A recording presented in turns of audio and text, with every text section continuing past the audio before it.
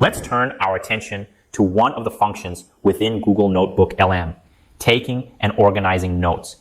It's a feature that may initially seem secondary, but in reality, it plays a central role in how you process, retain, and work with information.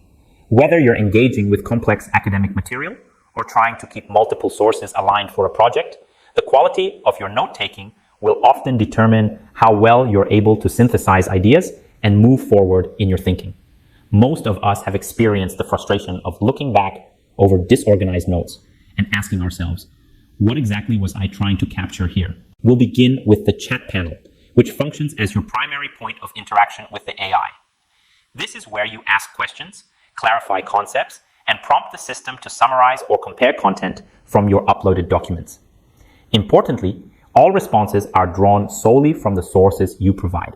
There's no web search or external material involved. This makes it particularly valuable in research or teaching contexts where accuracy, scope, and citation control matter. You might ask something like, what are the author's main arguments in this policy report? Or, how does the tone of this editorial compare to the academic analysis I uploaded? The AI interprets your request and responds with grounded, document-specific insight. As you go through this process, you'll often come across responses worth keeping, perhaps a particularly clear summary, a strong quote, or a useful comparison.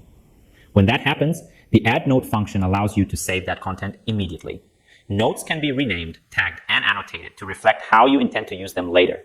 In practice, this becomes less about simply storing information and more about actively organizing your thinking. Over time, your notes evolve into a curated collection of key insights. Once you've gathered a number of notes, you may find it helpful to step back and engage with them differently. This is where the audio overview feature comes in. It generates a spoken summary of your notebook's content, which can be played back in your preferred language. While it might seem like a small addition, this function has real value, particularly when you want to revisit material away from the screen or share your findings with others in a more accessible format. It's especially useful in multilingual environments or for learners who prefer auditory input. Another advanced tool worth highlighting is the mind map. This feature takes your collected notes and presents them as a dynamic, visual network of connected ideas. It's designed to help you see patterns, relationships, and thematic clusters that might not be obvious when looking at notes in list form. For example, if you've been studying educational reform, the mind map might visually link sources on policy, classroom practice, and student feedback, allowing you to see how these elements overlap. It's a tool that invites structural thinking, making it easier to plan written outputs or presentations based on your collected material. As an exercise, I recommend uploading a short article or briefing, asking the AI to identify the core themes and saving each of those as a note. Then generate an audio overview and listen to the key takeaways as you go about another task. Finally, open the mind map and reflect on how your ideas are organized visually. This process will give you a strong sense of how each feature works in concert and how they can support your work both practically and conceptually. In this lesson, we're going to focus on how to use Google NotebookLM to extract summaries and insights from your materials in a purposeful, structured way. Summarization is one of the foundational skills in academic research, professional analysis, and effective study habits. And yet, it's often one of the most time-consuming tasks we face when dealing with complex texts. NotebookLM's summarization features are designed to support, not replace, your thinking by helping you identify structure, reduce repetition, and surface the core ideas faster. Let's begin with a common scenario. You've uploaded a document, perhaps an academic article, a policy report, or a technical brief. It's dense and you don't need every word. What you're really looking for is clarity. You want to know what is the main argument, what evidence is presented, where does the author stand on the issue. Using the chat prompt, you can begin with a direct request. Summarize the key findings of this document. The AI will respond with a condensed version, drawing directly from the content you've uploaded. At this stage, it's important to review the summary carefully. Think of it as a first draft of your understanding. It should give you a sense of the structure and direction of the text, but it's your job to check for gaps, nuance, and tone. From there, you can begin refining your questions. Let's go to practice. For example, what recommendations are offered in this document and what evidence supports them? The more specific your questions are, the more focused and useful the responses will be. Vague prompts lead to vague answers. Clear, intentional questions help you build real understanding. Now, if you're working with multiple documents, summarization becomes even more useful. Let's say you've uploaded 3 articles on the same topic. Perhaps they all discuss climate adaptation strategies. You might ask, which of these sources presents a contrasting view and how does it differ? NotebookLM will identify points of agreement, divergence, and emphasis, allowing you to begin constructing a comparative framework. It's also worth pointing out that summarization isn't just about condensing text, it's also about insight extraction. When you ask, what assumptions does the author make here? You're beginning to move from summary into analysis. The AI can assist in highlighting these patterns, but again, your interpretation is central. These are not final answers. They're prompts for further thinking. Once you've collected a few summaries or insights that you find valuable, make sure to save them using the Add Note feature. Label each note clearly, and when possible, add a short reflection or reminder to yourself about why you saved it. For example, use this summary to introduce the literature review section, or compare this argument to Smith's article from last week. These notes become the core of your own intellectual process. Not just what the source says, but how it connects to your work. Here's a brief exercise to try after this lesson. Upload 2 short but contrasting texts, articles, essays, or reports.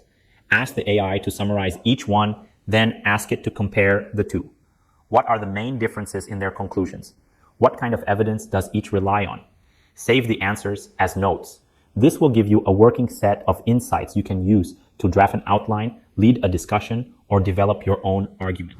As you continue to work with these tools, keep in mind that AI summarization is not about shortcuts. It's about creating a faster, more focused path to understanding. You still need to read carefully, question critically, and organize thoughtfully. The difference is that you're no longer starting from a blank page. You have structure, you have patterns, you have a foundation to build. I want to begin with acknowledging something we often overlook. Clarity isn't just about what you say. It's about how you organize it. Whether you're writing an analysis, preparing a presentation, or simply trying to make sense of a large amount of material, structure is what gives your ideas form. Without it, even good content becomes hard to follow. In this lesson, we're going to explore how you can use NotebookLM to move from raw information to structured understanding. Let's assume you've already uploaded your materials and started collecting notes. Maybe you've summarized a few key arguments, compared perspectives across sources, and saved those insights. That's an excellent start. But as your notebook grows, clarity becomes a design issue. What you choose to emphasize, how you group ideas, and how you move from one point to the next, all of that affects how useful your notes will be when you return to them later. The first step in structuring information is grouping by theme or purpose. If you have notes on different aspects of the same topic, for example, various approaches to online education, you'll want to tag and title them accordingly. One note might focus on pedagogy, another on learner engagement, another on assessment tools. The clearer and more specific your titles are, the easier it will be to scan your list and find what you need. Avoid generic titles like summary or important. They may seem obvious at the moment, but they lose meaning as your collection grows. Next, consider the sequence. What comes first? What needs to be understood before something else makes sense? In NotebookLM, you can manually reorder notes by dragging them. This allows you to arrange your findings into a logical flow. For instance, you might place general definitions and background information at the top, followed by specific arguments, followed by counterpoints or critiques. If you're preparing a written output later, this order can serve as the backbone of your outline. Another technique that supports clarity is layering. Start with high-level summaries that give a broad view and place more detailed or technical notes underneath them, either as subnotes or in sequence. This mirrors the way most readers process information. They want to understand the overall point before diving into the specifics. You can reflect this structure in the way you title your notes, using consistent language or numbering like 1.1, concept overview 1.2, supporting studies 1.3, challenges. Now, let's talk briefly about using visual tools to support structure. Let's go to NotebookLM. You can see that the mind map feature in NotebookLM can help you identify which ideas cluster together and which ones are standing alone. This isn't just decorative, it's diagnostic. If you notice one branch of the map is overloaded while another is empty, that might indicate an imbalance in your research or an area that needs more exploration. You can use the mind map to test whether your structure is coherent or if it's leaning too heavily on a single thread. Another tool that can reinforce structure is the briefing document option in Studio. Once you've organized your notes, you can use this feature to auto-generate a coherent summary. If the briefing doc feels disjointed or repetitive, it's often a sign that your notes need reordering or clearer titles. Think of the output not as the final word, but as a way to test the strength of your structure. If it reads smoothly, your notes are likely well organized. If it feels jumbled, it's time to revisit how you've grouped and labeled the content. Let me give you something practical to try. Open one of your notebooks and review your existing notes. Group them into 3 to 5 clear themes. Reorder them so they follow a logical flow, perhaps from foundational to advanced or from descriptive to analytical.